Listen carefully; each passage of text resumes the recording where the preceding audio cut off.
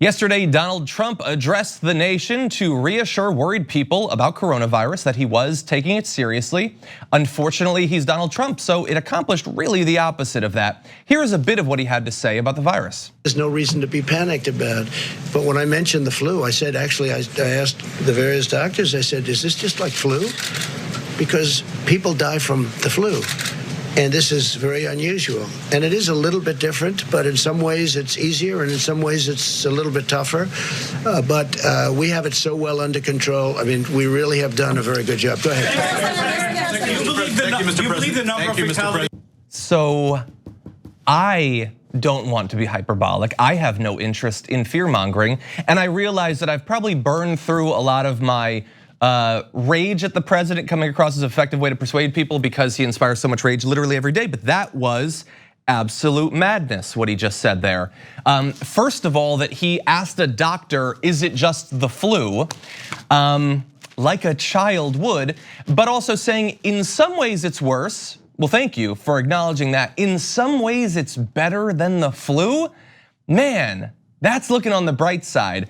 And what I have heard is people who are saying, like Rush Limbaugh, Medal of Freedom recipient Rush Limbaugh, saying it's the same as the flu in that the flu is just as deadly. Now look, do a lot of people die from the flu? Yes. Inside of America, is it likely that more people will die this year from the flu than for coronavirus? Yes, I certainly hope that the numbers of a new disease don't rise to match that. A lot of people do die from the flu. That does not mean that they are equally deadly. Overall, you're probably hearing the number perhaps 2.7% fatality rate from COVID-19. That is what we believe is true, but that is not actually constant across all demographic groups. In fact, when you break it down by age, the elderly are significantly more likely to die as a result of contracting COVID-19. And when I say significantly more, I don't mean 3%, I don't mean 4%. For people who are 80 and older, I saw in an analysis inside of China of the first, I believe, 70,000 cases, it was 15% fatality rate. By comparison, do you know the seasonal flu, its fatality rate? 0.1. Now that is still devastating. That still means that thousands and thousands of people will die every single year. But 0.1 and 2%, let alone 0.1 and 15%, those are very different numbers. And so Donald Trump is continuing his campaign of misinformation that hypothetically could result in a lack of proper preparation, either by the federal government or by individuals, and more people getting sick and perhaps even dying because they've been lied to by the president. Another comparison, by the way, of this to other diseases that I saw, it's just a visualization, but I think it's important.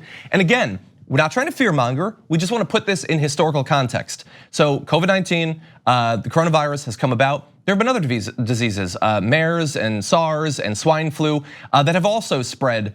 It's not the same thing though. And so take a look at this animated GIF of over time the number of cases. You see there Ebola and SARS at the top after about a week of people being exposed. And you see MERS coronavirus is now starting to go up. It's just about where MERS is at that point. And then look, SARS is way ahead, really. Should we be worried about coronavirus? I mean, we got past SARS just fine. And no, you see the number shooting up, and coronavirus now at the 28-day mark has passed it and is shooting up and is shooting up and is shooting up. And now all of those other diseases, their numbers are being compressed down pretty effectively. And you're gonna see there, I think this goes to day 43.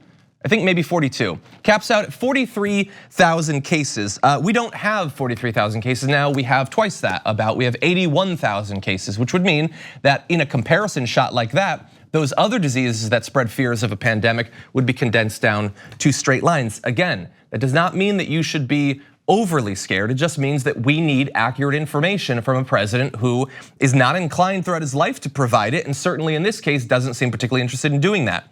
But just in case you've avoided some of the basic information around this, so far 2,800 people have died and more than 81,000 now have been infected by COVID-19. The majority of both the deaths and the infections are inside of China, with numbers dropping down significantly to countries like South Korea, Italy, Japan, and others. Right now in the United States, the CDC has confirmed cases in 6 states, Arizona, California, Illinois, Massachusetts, Washington, and Wisconsin. They've recorded 2 cases of human-to-human transmission among family members. And we're just seeing breaking news today of the first sort of community contraction of coronavirus inside of the United States. And people are saying the reason that that is likely to have happened is The way that federal regulations for screening people for diseases like coronavirus are set up, it's for people who are traveling recently from China to the United States. And not everyone who hypothetically could infect someone with coronavirus fits into that very narrow definition. And it is possible that at least one or more people in America have been infected because of, I would say at the very least, outdated, if not fundamentally flawed,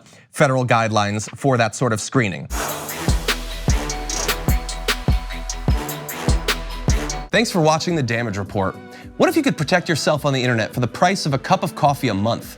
Well, if you head to nordvpn.com/TYT, you'll be able to connect up to 6 devices to NordVPN's military-grade encryption for $349 a month. If you go now, they'll even throw in a month for free. Go now.